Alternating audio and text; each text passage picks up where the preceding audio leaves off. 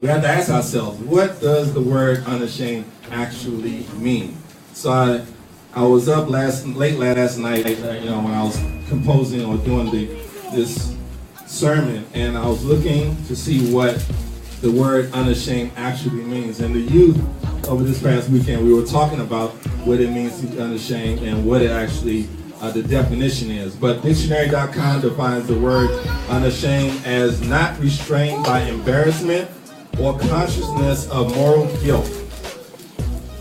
I'm going to repeat that again. It says, not restrained by embarrassment or consciousness of moral guilt. Now, the word unashamed means not being restrained or embarrassed by moral guilt. What's the opposite of being unashamed? Ashamed. And that word basically means, that you are embarrassed. Amen? That's the only flip side to it. So the Apostle Paul wrote this letter to the Christians so that they would not be ashamed of the gospel. Because if you think about it, we all remember who Paul used to be. He used to be Saul. And he basically, God gave him a wake-up call. He was a persecutor of the Christians. And because of the fact that Christianity was booming, a lot of people did not understand why or what this whole Christianity thing was, what this movement was. So if you don't understand something, are you going to listen to it? No. You disregard it, you ignore it. So a lot of people were threatened by this whole Christian movement. But when Paul saw that he was in a new position and that he had this spiritual thorn in his side, he was admonishing and encouraging everybody, look, I was once on the other side of the fence, but this gospel, which is the good news, needs to be spread. And I'm not ashamed. I'm going to tell you that right now.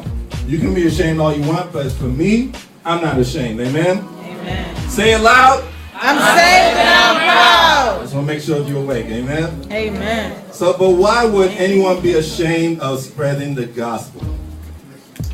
This is the gospel. The gospel, in other words, the definition of the gospel is the good news.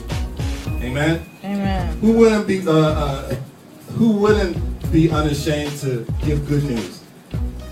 Would you be ashamed to give good news? No. I'm talking about good news in general. If you got a brand new job that was paying $1 million, would you keep it to yourself? No. Yes. Because somebody try to rob me. Yeah. Okay, look. That's one side.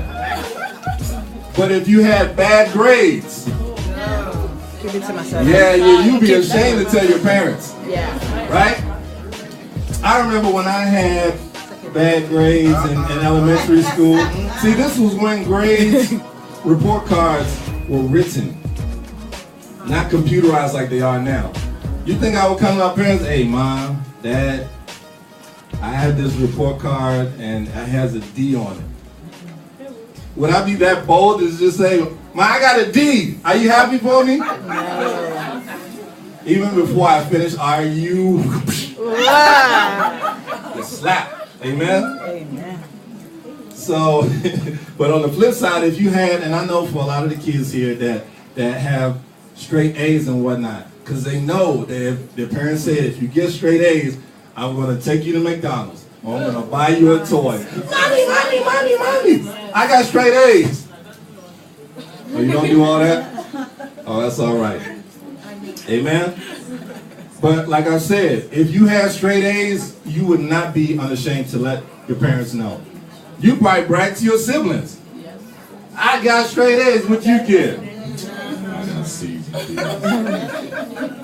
Amen? So being unashamed. Say it loud. I'm saved and I'm proud. Oh, you got to be quick with it now. If you're unashamed, you shouldn't have to think about it. Amen? Amen. So when I think back as far as being unashamed, I think about, because Chikwe and I went to the same college, okay? I was there before she was, but one unashamed moment that I had, I'll give you two instances. One, for those that are familiar or that know this, I am a member of Alpha Nu Omega Fraternity Incorporated. Alpha Nu Omega is a Christian fraternity, and when I was in my sophomore year, I wanted to join a fraternity because I just wanted to belong. I wanted to be cool. And I remember this was in 1999. A lot of you guys were probably like Four. little kids and whatnot.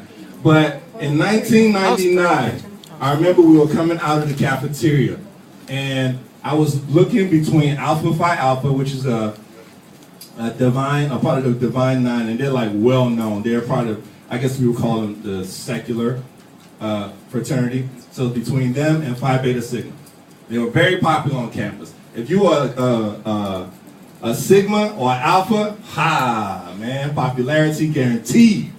Amen. So I was like, all right, I gotta figure out between one of these two, what I'm gonna choose. So when we came outside, my boys and I, you see everybody was crowded around these group of gentlemen. And they were just standing there. And they were singing a song, and they were stepping. I was like, who are these jokers here? And then come to find out, these were the brothers of Alpha Nu Omega. Come to find out, they were stepping for Christ. They were stepping with a message, being bold. People were out there with water guns and water balloons ready to blast them if they sucked. And I was just standing there watching, and I was like, wow. In this society that we're in, that these people are being unashamed to proclaim and say, look, I don't need to do the things of the world just to belong in a secular organization.